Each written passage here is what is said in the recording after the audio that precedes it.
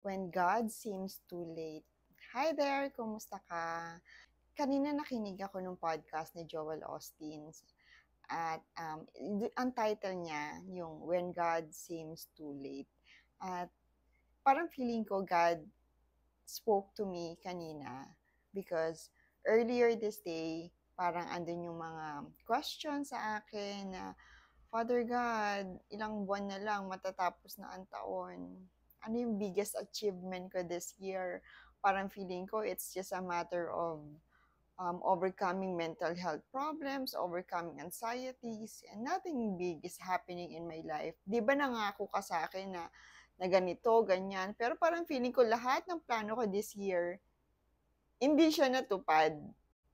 And naalala ko, yung start ng year na to, I really prayed about this year. No?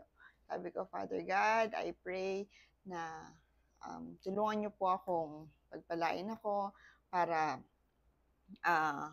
kukunin ko yung lola ko, magsasama na lang kami sa isang bahay para matagal ko siya makakasama. Kumbaga, I want to spend quality time with my lola. Noong January ko pinag-pray yun. And then March, nawala yung lola ko. Mahirap siya, masakit pa rin siya hanggang ngayon. And kapag titingnan mo yon, parang sasabihin mo na parang hindi mo na yata gagawin yung pinangako mo sa akin na kasi wala na yung lola ko eh. Yun lang naman yung hiningi ko sa'yo. But then again, I came across the story of Sarah in the Bible. So Genesis 18, may isang instance doon na she overheard some men talking with Abraham, and parang narinig niya na sabi nila, by this time next year, Sarah will have a baby. So nung narinig ni Sarah yon, natawa siya. Kasi sabi niya, ang tanda ko na, God. Paano pa ako mabubuntis? Sure ka ba talaga? Siguro kung dati mo pag ginawa yan, maniniwala pa ako. Pero ngayon na matanda na ako, paano? And of course, nakita ni God yung pinagtawanan ni Sarah, yung promise na ibinigay niya sa kanila. So sabi ni Sarah, God, parang late ka na yata. So nakita ni Lord yon, and sinabi niya kay Abraham, bakit tumawa si Sarah? I wouldn't have promised it if I wasn't going to do it. I am the Lord. Is there anything too hard for me? Minsan may mga bagay si God na i-reveal sa atin, ilalagay sa heart natin ng mga pangarap na parang napaka-imposibleng mangyari at pagtatawanan na lang natin.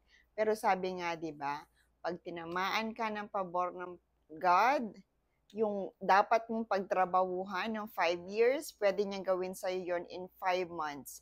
Yung dapat mong gawin in 1 year, pwedeng within this year, matupad na yung mga pangarap mo. At most of the time, tayo, parang gano'n din yung ugali natin kay Sarah, no? Pagtatawanan natin ang isang dream na binigay sa atin ni God because we know it is impossible to happen. At dun mo rin makikita yung mercy ni God nung pinagtawanan ni Sarah yung pangako niya ngayon.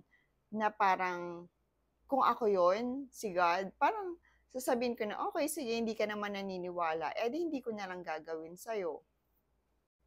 But God is so merciful that even if we don't believe, even if our faith is limited, God still steps in and say, I am still going to do it anyway.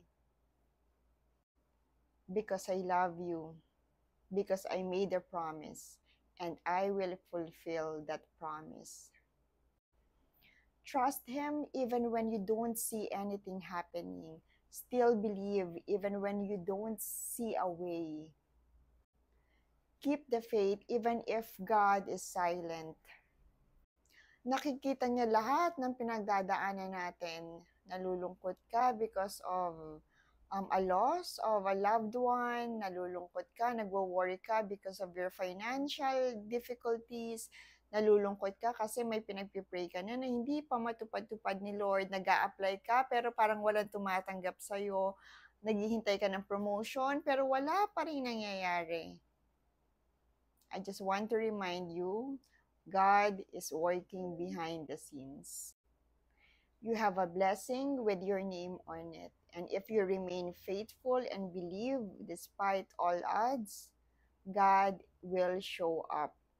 God will work in ways that you can never imagine. Yung magugulat ka na lang talaga na, Father God, buti na lang naghintay ako. Buti na lang nagtiwala ako sa pangako mo. Kasi mas maganda pala yung pangako mo. The delay is a sign that God is up to something big.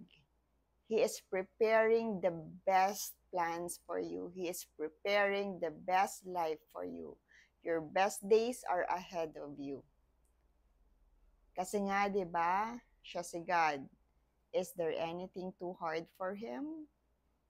Kaya kapit lang tayo, dasal pa, may ginagawa ang Diyos.